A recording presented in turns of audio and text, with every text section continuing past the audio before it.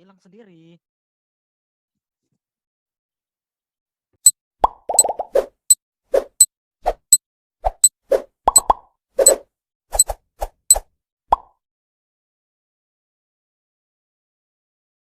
Assalamualaikum warahmatullahi wabarakatuh. Kami dari kelompok 4 akan mempresentasikan hasil diskusi kami tentang induksi elektromagnetik dan energi elektromagnetik yang akan dibacakan oleh saya sendiri, Wal Asri Rahmadani, teman saya, Canda, Dwi Irma Ardianti, Sufi Raihan Asfara, dan Nurdi. Nah, di sini saya akan menjelaskan tentang induksi elektromagnetik.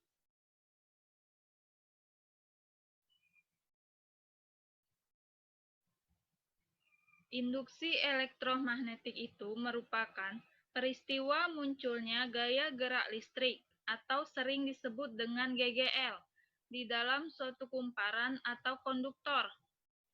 Dengan kata lain, induksi elektromagnetik juga dikatakan gejala timbulnya gaya gerak listrik di dalam suatu kumparan atau konduktor bila terdapat perubahan fluks magnetik pada konduktor tersebut atau bila konduktor bergerak relatif melintasi medan magnetik. Nah, di sini juga terdapat gambarnya. Lalu, gaya gerak listrik induksi atau disebut dengan GGL induksi adalah tegangan yang dihasilkan oleh arus induksi. GGL induksi dapat dihasilkan dengan cara yang pertama menggerakkan magnet keluar masuk kumparan. Selanjutnya, memutar magnet di depan kumparan. Yang ketiga, memutuskan hubungan arus listrik pada kumparan. Di dekat terdapat kumparan sekunder, pada kumparan primer di dekat kumparan sekunder. Yang terakhir, mengalirkan arus listrik AC pada kumparan yang di dekatnya terdapat kumparan sekunder. Selanjutnya,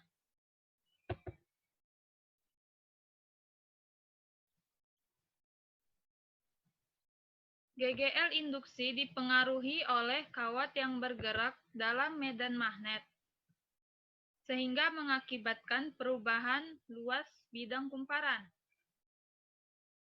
Nah, di sini ada gambar tentang kawat tentang GGL induksi di kawat bergerak lurus yang dirumuskan dengan B dikali L dikali V sin theta.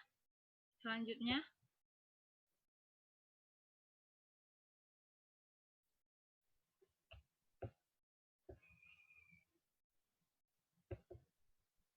pada kawat berputar, rumus GGL induksinya adalah setengah dikali B dikali omega dikali dengan L kuadrat, di mana B adalah medan magnet, omega adalah kecepatan sudut penghantar, L adalah panjang penghantar. Selanjutnya,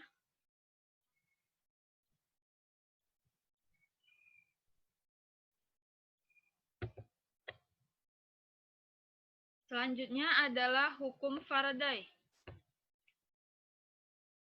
Percobaan Faraday menjelaskan bahwa menggerakkan magnet keluar masuk kumparan menyebabkan penyimpangan pada jarum galvanometer. Nah, di sini ada gambar tentang medan magnet yang masuk ke kumparan. Rumusnya min N dikali dengan delta T dibagi dengan delta T, di mana E adalah GGL induksi, N merupakan jumlah lilitan, delta Psi merupakan perubahan fluks magnet. Selanjutnya,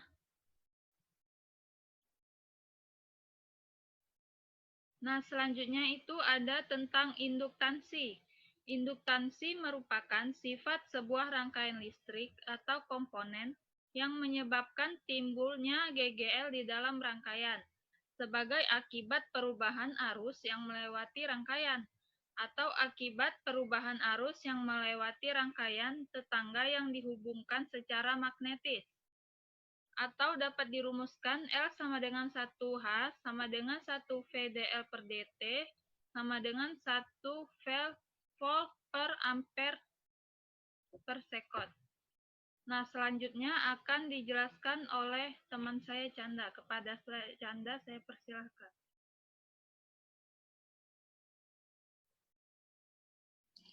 Baiklah, selanjutnya itu ada jenis-jenis induktansi.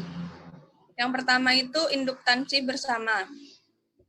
Apabila dua kumparan saling berdekatan, seperti pada gambar di samping, maka sebuah arus tetap L di dalam sebuah kumparan akan menghasilkan sebuah peluk magnetik yang mengitari kumparan lainnya dan menginduksi gil pada kumparan tersebut. Menurut hukum Faraday, dapat dinyatakan min M dikali delta L1 per delta T.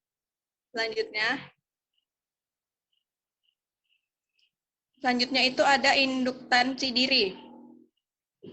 Induktansi diri adalah sifat dari rangkaian elektronika atau kumparan yang menyebabkan timbulnya potensial listrik secara proporsional terhadap arus yang mengalir pada rangkaian. Besarnya induktansi diri dapat ditentukan dengan L sama dengan N C per L, di mana L merupakan induksi diri kumparan, I merupakan arus listrik, N jumlah lilitan, C flux magnetik kumparan. Selanjutnya,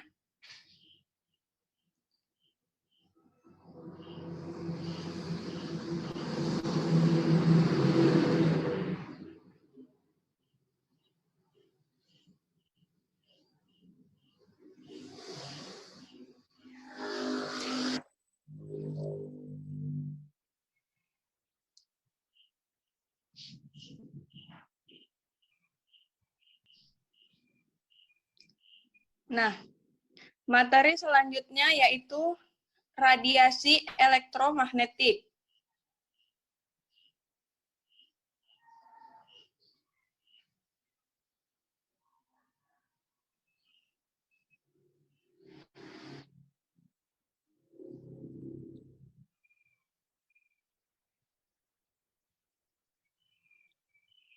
Gelombang elektromagnetik adalah gelombang yang dihasilkan dari perubahan medan magnet dan medan listrik secara berurutan, di mana arah getar vektor medan listrik dan vektor medan magnet saling tegak lurus. Selanjutnya,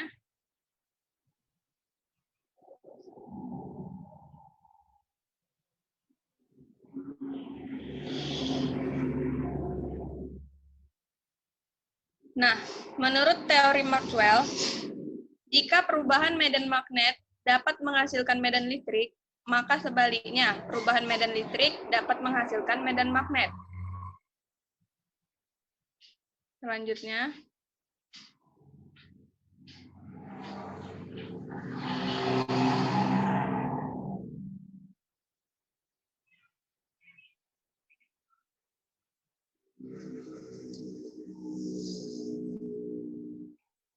selanjutnya itu perubahan medan listrik dan medan magnet terjadi pada saat bersamaan.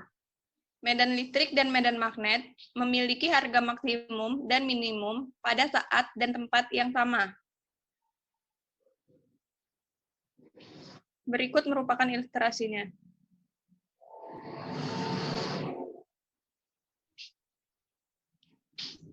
Selanjutnya akan dijelaskan oleh rekan saya, Dwi Irma Ardianti.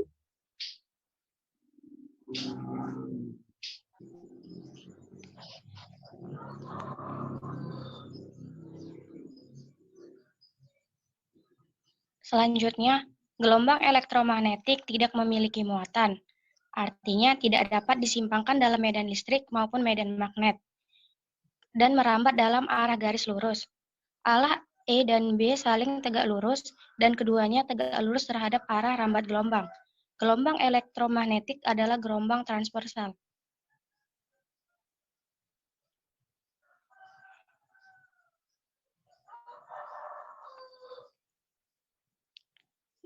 Gelombang elektromagnetik dapat mengalami yang pertama refleksi atau pemantulan, yang kedua refraksi atau pembiasan, yang ketiga interferensi atau perpaduan, yang keempat polarisasi atau pengkutupan.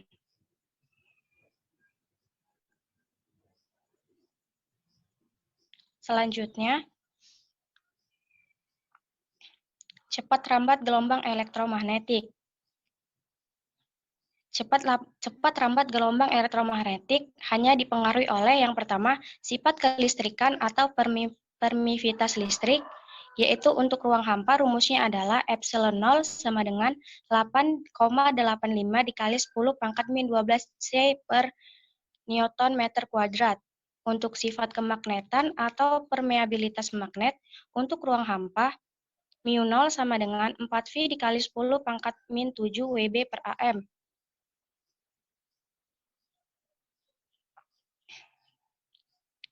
Jika nilai permisivitas atau epsilon 0 dan permeabilitas atau mu 0 kita substitusikan ke dalam persamaan di atas, maka C sama dengan 1 per akar epsilon 0 dikali mu 0. C sama dengan 1 per akar 8,85 dikali 10 pangkat min 12 dikali dengan 4V dikali 10 pangkat min 7, sehingga diperoleh nilai C sama dengan 3 dikali 10 pangkat min 8 meter per sekon.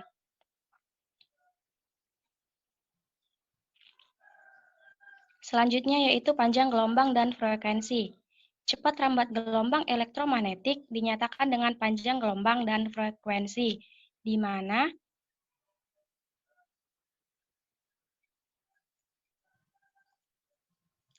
mana rumusnya C sama dengan lambda dikali F, yaitu C sama dengan cepat rambat gelombang elektromagnetik yang besarnya 3 dikali 10 pangkat 8 meter per sekon, lambda sama dengan panjang gelombang satuannya meter, dan frekuensi satuannya hertz. Sumber radiasi elektromagnetik. Radiasi elektromagnetik bisa berasal dari sinar matahari mengandung ultraviolet dan inframerah, berasal dari peralatan las menghasilkan pancaran sinar ultraviolet, telepon seluler atau HP menghasilkan gelombang elektromagnetik biasnya sinar mikro. Kemudian pesawat televisi menghasilkan gelombang elektromagnetik radio dan TV. Selanjutnya saluran udara tegangan ekstra tinggi atau SUTET, komputer atau monitor komputer, microwave, alat laser, dan unsur radioaktif.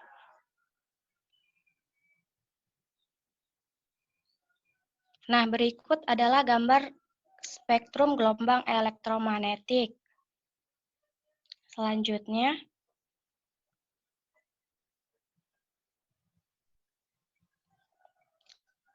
yang pertama yaitu gelombang radio dan televisi.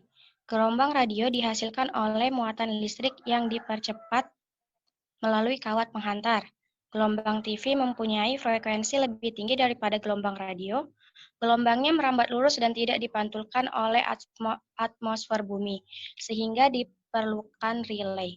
Manfaatnya untuk komunikasi radio atau gelombang radio MF dan HF untuk komunikasi satelit.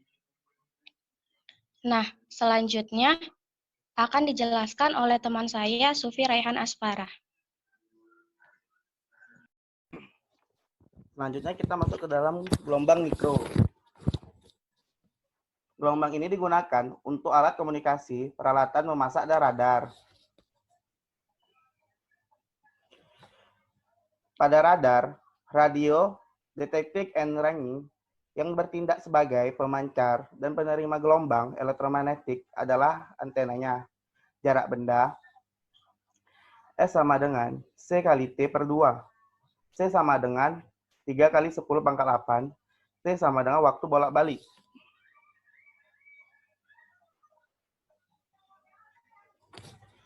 Selanjutnya, kita masuk ke gelombang inframerah.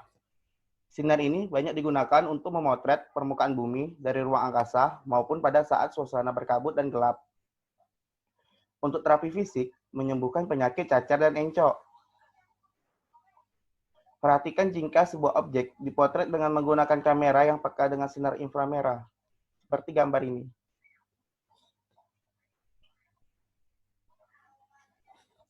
Selanjutnya masuk ke cahaya tampak. Sinar yang membantu penglihatan dan berada pada daerah dengan frekuensi yang cukup sempit, dengan panjang gelombang antara 430 nanometer sampai 690 nanometer.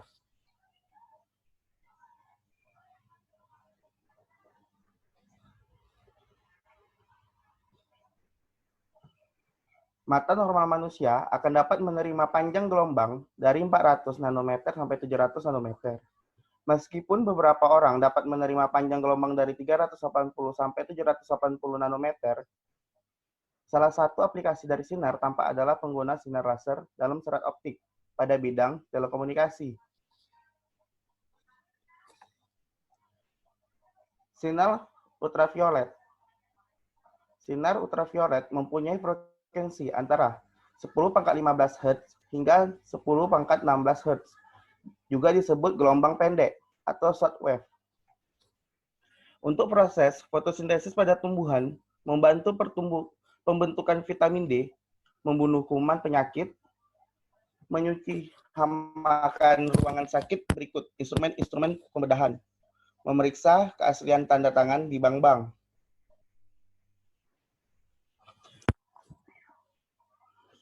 Beberapa hewan, termasuk burung, reptil, dan serangga, seperti lebah, dapat melihat hingga mencapai hampir ultraviolet. Banyak buah-buahan, bunga, dan benih terlihat lebih jelas dibandingkan dengan penglihatan warna manusia.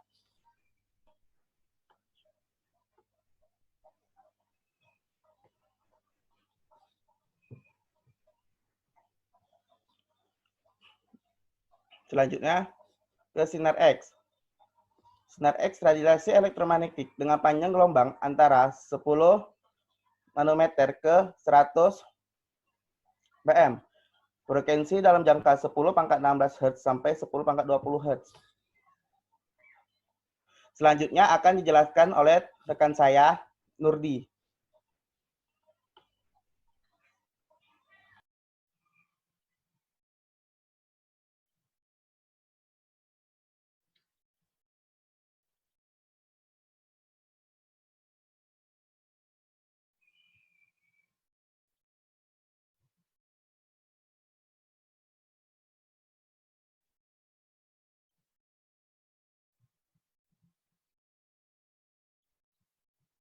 Kristalografi.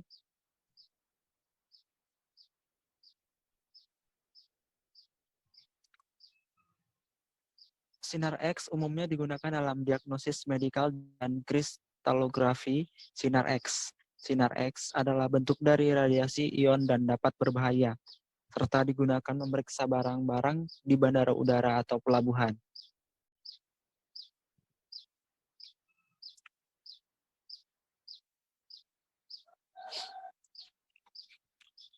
Selanjutnya, sinar gamma. Sinar gamma mempunyai frekuensi antara 10⁻20 Hz sampai 10⁻25 Hz. Dihasilkan oleh atom-atom yang tidak stabil pada proses reaksi inti.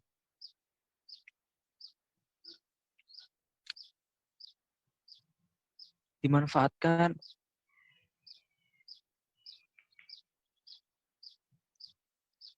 sinar ini umumnya dimanfaatkan untuk dunia kedokteran untuk terapi kanker. Dimanfaatkan sebagai sterilisasi peralatan rumah sakit, makanan, bahan makanan kaleng. Digunakan juga untuk pembuatan varietas tanaman unggul, tanaman tahan penyakit dengan produktivitas tinggi, untuk mengurangi populasi hama tanaman, untuk mendeteksi keretakan atau cacat pada logam seperti kegunaan sinar X juga. Selanjutnya ada sistem perunut aliran suatu fluida, misalnya aliran PDAM, mendeteksi kebocoran.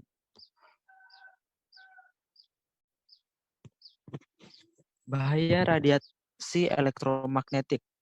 Yang pertama ada ultraviolet dapat menyebabkan pertumbuhan berbagai jenis tanaman menjadi lambat. Selain itu beberapa bahkan menjadi kerdil. Sebagian akibatnya hasil panen ultraviolet tipe B dapat menyebabkan kulit manusia tersengat, merubah molekul DNA, dan bahkan bila berlangsung menerus dalam jangka lama dapat memicu kanker kulit. Ultraviolet tipe A menyebabkan garis-garis wajah atau kerut-kerut pada wajah, noda gelap, dan melanoma. Sejumlah tanaman budidaya akan menurun serta tanaman hutan menjadi rusak. Selanjutnya, pulsa microwave dapat menimbulkan efek stres pada kimia saraf otak. Yang ketiga, ada radiasi HP dapat mengacaukan gelombang otak, menyebabkan sakit kepala, kelelahan, dan hilang memori.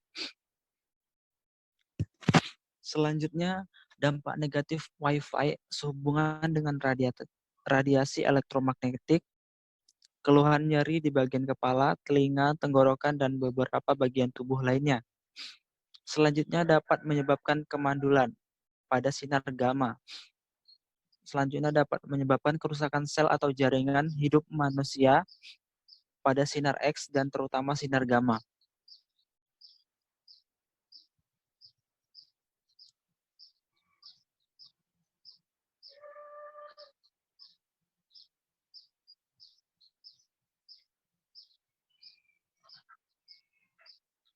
Nah, hanya sampai di sini presentasi kami. Lebih dan kurang kami mohon maaf. Kami akhiri. Wassalamualaikum warahmatullahi wabarakatuh. Waalaikumsalam warahmatullahi wabarakatuh.